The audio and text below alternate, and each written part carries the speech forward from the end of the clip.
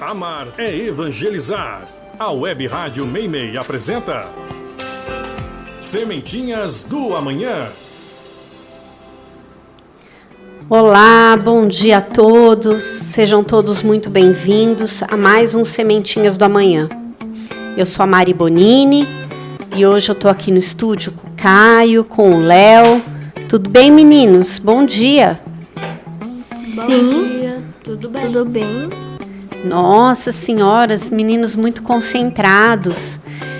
Vamos lá, gente? Vamos fazer o programa de hoje? Vamos. Então, tá bom. Olha, na semana passada, a gente tá vindo falar sobre o que mesmo que a gente tá falando? Sobre Felicidade. Muito bem, sobre felicidade. Na semana passada, a gente terminou o programa fazendo algumas conclusões, né? Falando de algumas conclusões que a gente poderia tirar a respeito de tudo aquilo que a gente conversou. Então, por exemplo, que a felicidade pra gente, ela é relativa, porque a gente vive num mundo de provas e expiações. Depende da forma como cada pessoa vive, dos sentimentos que ela alimenta dentro dela e das escolhas que ela faz, para que durante a permanência dela nesse planeta ela consiga que as dores das provas e das expiações pelas quais ela precisa passar sejam menos pesadas ou mais pesadas. Tudo depende das escolhas que cada um faz. Que quanto mais a gente progride, quanto mais o espírito se esforça para evoluir, moral e intelectualmente, mais próximo da felicidade a gente está. Porque a felicidade absoluta não vai acontecer aqui, né? Mas com a evolução, quanto mais evoluído, mais depurado, mais feliz a gente consegue ser, certo? Sim. E que, embora as conquistas materiais elas não sejam nem proibidas nem erradas, não é nelas que a felicidade se encontra. Assim, muitos homens cometem o erro de procurar a felicidade deles nas coisas materiais. Mas não é nas coisas materiais, porque tem gente que não tem nada e é feliz, vive sorrindo, vive contente, né? Enquanto existem pessoas que têm muito, muito dinheiro e que não conseguem ser felizes. Concordam? Sim. Muito bem. Aí, essas pessoas que não têm muitas condições, mas que são felizes, por que será que elas são felizes? O que vocês acham? Acho que elas buscam agradar o outro, fazer coisas boas. Mas para você ser feliz, você precisa agradar o outro ou você precisa agradar você mesmo? Também você mesma. Porque tem gente que vive em função de agradar as outras pessoas. E aí, para agradar as outras pessoas, ela esquece dela, de fazer aquilo que ela gosta, aquilo que ela precisa para a vida dela, né? E aí também não é feliz, né? Ainda que seja essa felicidade relativa. A gente viu também que, na verdade, como eu já falei aqui, não é o material. O que importa é o que a gente chama de consciência tranquila. Mas o que vocês acham que é consciência tranquila? Ou consciência pura, né? Como a gente leu lá no texto da semana passada. O que vocês acham que é essa consciência tranquila ou pura? A consciência pura é só pensar no bem. Só pensar no bem? E você, Caio, o que você acha? Com o Léo. É só pensar no bem. Então, se eu só pensar no bem, eu já tenho minha consciência tranquila. Também não. Então, não pode ser isso, né? Vamos ler, então, porque, assim, a consciência, antes da gente ler, eu vou falar um pouquinho. A consciência, ela pode ser definida como um sentido, uma percepção que o ser humano tem do que é certo e do que é errado, né? Ela reflete um pouco de sabedoria, né? É a reflexo da, como diz a Gil, é consciência, né? Então, é você ter, o que é ciência? Conhecimento, ter conhecimento. Então, é um saber inato, assim, que a gente traz dentro da gente, decorrente do ato de pensar. Então, ele é um atributo do espírito e não da matéria. Então, se eu tenho mais condições financeiras, isso significa que eu tenho mais consciência? Não. Não, porque o ter consciência depende do espírito. Esteja ele num corpo de uma pessoa que tem posses ou de uma pessoa que não tem posses. De uma pessoa que tem estudo ou de uma pessoa que não tem estudo. Certo? Porque ela vem da bagagem. Quanto mais evolui, tanto intelectualmente quanto moralmente, mais consciência. Certo? Mais Certo. lucidez. O Livro dos Espíritos, quando o Kardec faz uma pergunta para os espíritos, na questão 835, e os espíritos dão uma resposta, a gente não precisa nem falar qual era a pergunta. O mais importante é a resposta que os espíritos deram. Vamos ler? Quem que vai ler para mim? Eu. Lê, Léo, o que fala aí no texto 122, nessa resposta da questão 835? A consciência é um pensamento íntimo que pertence ao homem com todos os outros pensamentos. Então, consciência é um pensamento, né? É o pensamento conforme a experiência de vida de cada um, o conhecimento adquirido, a evolução de cada um, certo? Então, dá pra gente dizer que a definição da consciência tranquila seria relativa para cada pessoa? Ou, sei lá, o que implica consciência tranquila para um não implica para o outro? O que vocês acham? É isso? Não. Não? Acho que é relativo. Não, mas ó, não é isso que eu tô falando. Eu tô falando o seguinte, olha. Se ele falou que a consciência é um pensamento íntimo de cada um,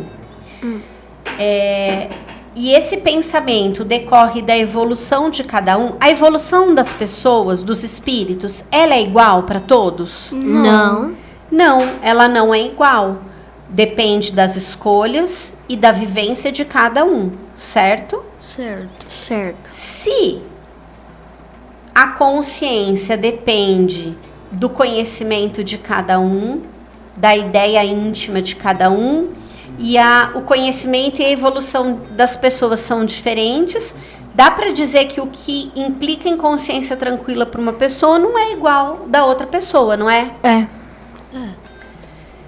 No meu ponto de vista, consciência tranquila é você saber que você fez o melhor que você pode. Que você deu o melhor de si. Porque, vamos parar para pensar, né? A gente está num planeta cheio de imperfeição. E se a gente está aqui, a gente também tem um monte de imperfeição, não tem? Sim. Então, dá para exigir que a gente faça tudo perfeito? Não. Não dá. Mas a gente pode fazer o melhor que a gente puder, não pode? Pode. Então, para mim, Mariana, consciência tranquila é isso. E para vocês, o que vocês acham agora? Concordo. Concordo? Só isso? Sim. E você, Léo, o que você acha? Consciência tranquila é você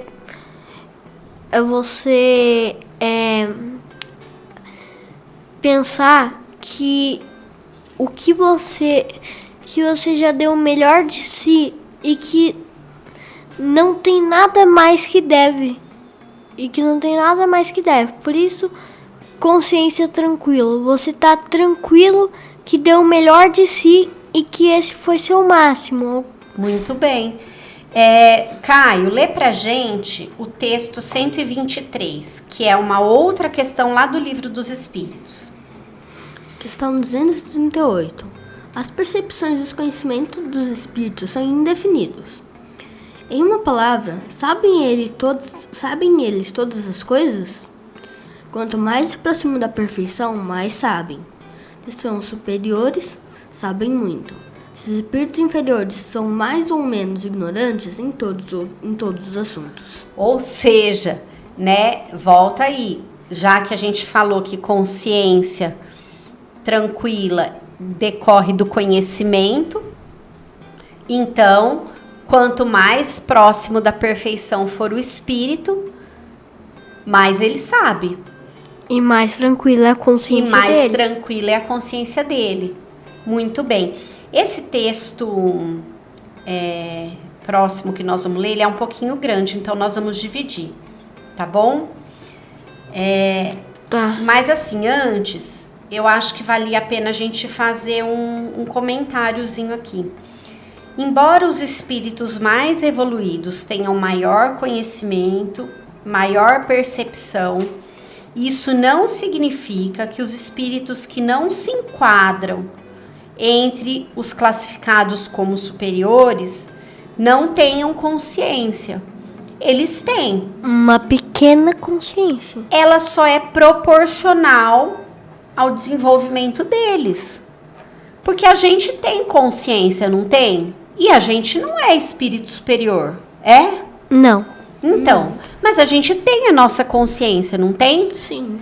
Então, a gente tem que sempre lembrar disso, que a consciência, ela vai aumentando conforme a gente vai evoluindo.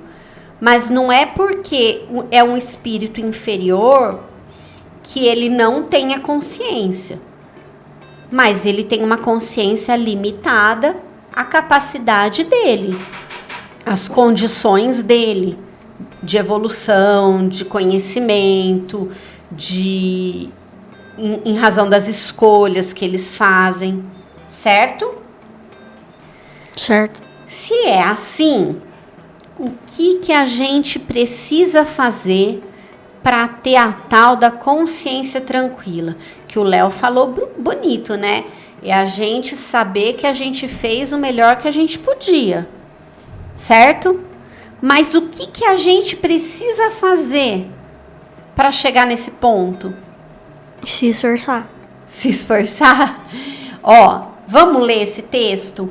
O texto 124, ele também é uma resposta que o espírito de Santo Agostinho deu para o Allan Kardec, a questão 919A, lá do Livro dos Espíritos.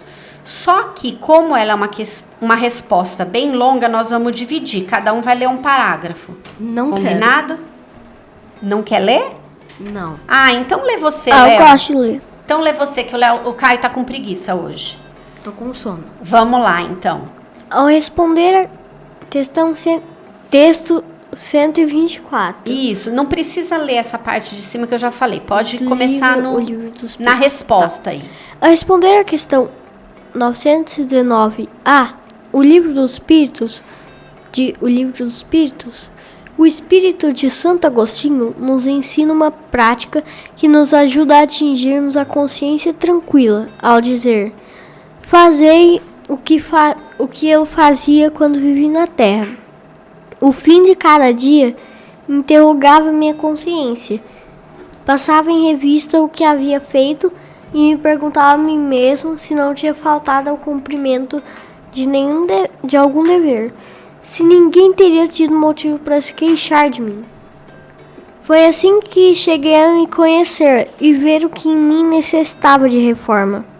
Aquele que todas as noites lembrasse todas as suas ações do dia e se perguntasse o que fez de bom ou de mal, pedindo a Deus e ao seu anjo guardião que esclarecessem, adquiriria uma grande força para se aperfeiçoar, porque, acreditai-me, Deus os assistirá. Formulai, portanto, as vossas perguntas, indagai o que fizestes e com que fito agiste em determinada circunstância. Se fizeste alguma coisa que censuraríeis nos outros, se praticastes uma ação que não ousaríeis confessar, perguntai ainda isto: se aprouvesse a Deus chamar-me neste momento, a entrar no mundo dos espíritos, onde nada é oculto, teria eu de temer o olhar de alguém? Examinai o que pudesses ter feito contra Deus, depois contra o próximo e por fim contra vós mesmos. As respostas serão repouso para vossa consciência ou indicarão o mal que deve ser curado. O conhecimento de si mesmo é, portanto, a chave do melhoramento individual, mas direis: como julgar a si mesmo? Não terá a ilusão do amor próprio, que atenua as faltas e as torna desculpáveis? O avaro se julga simplesmente econômico e previdente. O orgulhoso se considera tão somente cheio de dignidade. Tudo isso é muito certo, mas tendes um meio de controle que não vos pode enganar. Quando estáis indecisos quanto ao valor de uma de vossas ações, perguntai como a qualificarias, se tivesse sido praticada por outra pessoa. Se censurardes em outros, ela não poderia ser mais legítima para vós, porque Deus não usa de duas medidas para a injustiça. Para a justiça. Para a justiça. Procurai também saber o que pensam os outros, não negligencieis a opinião dos vossos inimigos, porque eles não têm nenhum interesse em disfarçar a verdade, e geralmente Deus os colocou ao vosso lado como espelho, para vos advertirem com mais franqueza do que faria um amigo, que aquele tem verdadeira vontade de se melhorar. Explore, portanto, a sua consciência, a fim de arrancar as ervas daninhas do seu jardim, que faça o balanço da sua jornada moral com o negociante, o faz de seus lucros e perdas. Eu vos asseguro que o primeiro será mais proveitoso que o outro. Se ele puder dizer que sua jornada foi boa, pode dormir em paz e esperar sem temor o despertar na outra vida. Esse texto, para mim, é um dos textos mais importantes para a gente. Eu acho que a gente tinha que ler esse texto todo dia, você não acha, Léo? Sim. Você que leu esse texto aí, ele fala tantas coisas importantes. Então, ele fala assim, que para a gente ter a consciência tranquila, a gente tem que fazer o que o Santo Agostinho fazia quando ele era vivo, né? Quando ele estava encarnado. O que ele fazia? Ele pensava todo dia, né, antes de deitar, ele se perguntava, ao final do dia, né? Ele se perguntava se ele não tinha faltado, deixado de cumprir algum dever, se alguém tinha alguma coisa para se queixar dele. E ele fala assim, ele se perguntava se ele fez o bem ou se ele fez o mal para as pessoas, sabe? É fazer uma análise de como foi seu dia. Então, assim, eu vou deitar à noite, poxa, o que eu fiz? Nossa, eu não devia ter falado isso para fulano, eu não devia ter brigado com ciclano, eu devia ter pedido desculpa, eu devia não ter me irritado com alguma coisa. E aí ele completa assim, olha, é que tem tanta coisa de bom nesse texto, e ele completa assim, o conhecimento de si mesmo é, portanto, a chave do melhoramento individual. Então, cada um só vai melhorar o dia que começar a analisar as suas próprias condutas, para poder ver o que precisa melhorar, o que precisa arrumar, o que foi que a gente deu uma escorregada e que a gente tem que ter humildade para admitir e consertar. Então ele falava assim, ó, se a gente tiver uma atitude numa pessoa que a gente condena, que a gente não concorda, a gente tem que saber que a gente também não pode fazer aquilo. Porque não adianta nada você condenar a atitude de alguém, mas você ir lá e fazer igualzinho, adianta? Não adianta, certo? Então, assim, a sua consciência, explore a sua consciência a fim de arrancar as ervas daninhas do seu jardim. Vocês sabem que quando eu estava na mocidade, que eu era dirigente da mocidade, eu fui para um encontro de jovens que tem aqui no estado de São Paulo. Eles são divididos em regiões, né? E eles fazem vários encontros durante o ano. E uma vez, num desses encontros, eu fiz uma atividade muito legal, que era baseada, assim, no que Santo Agostinho ensina aqui pra gente. A gente pegava uma folha de papel e, de um lado, a gente escrevia todas as qualidades que a gente tinha, que a gente enxergava na gente mesmo. E do outro lado da folha, a gente escrevia todos os defeitos. Quais que vocês acham que tinha mais? Qualidade ou defeito? Defeito. Mas por que essa atividade é legal? Por que ela é importante? O que vocês acham? Não sei. Mas ela não tem tudo a ver com isso aqui? Para você ver as suas próprias ações e tentar se resumir, tentar consertar isso. Exatamente. Porque assim, você não precisa mostrar para ninguém. É você com você mesmo, né? Então você vai ali, coloca no papel e aí fica mais fácil da gente enxergar o que está errado na gente, né? O que a gente precisa arrumar na gente quando a gente bota num papel. Ó, isso aqui eu não posso fazer mais. Então, é uma forma, esse exercício é uma forma da gente explorar a nossa consciência, da gente analisar os nossos atos, para a gente poder corrigir. Vocês concordam com isso? Sim. Sim. Então, a gente chega à conclusão que consciência tranquila é fazer o melhor que a gente pode em todas as coisas. Não pode ser assim, o melhor só na escola, mas aí em casa eu não dou o meu melhor. Não posso fazer o meu melhor só no trabalho e em casa ser ruim. Concordam? Eu não posso ser um bom amigo, mas tratar os meus pais mal. Posso?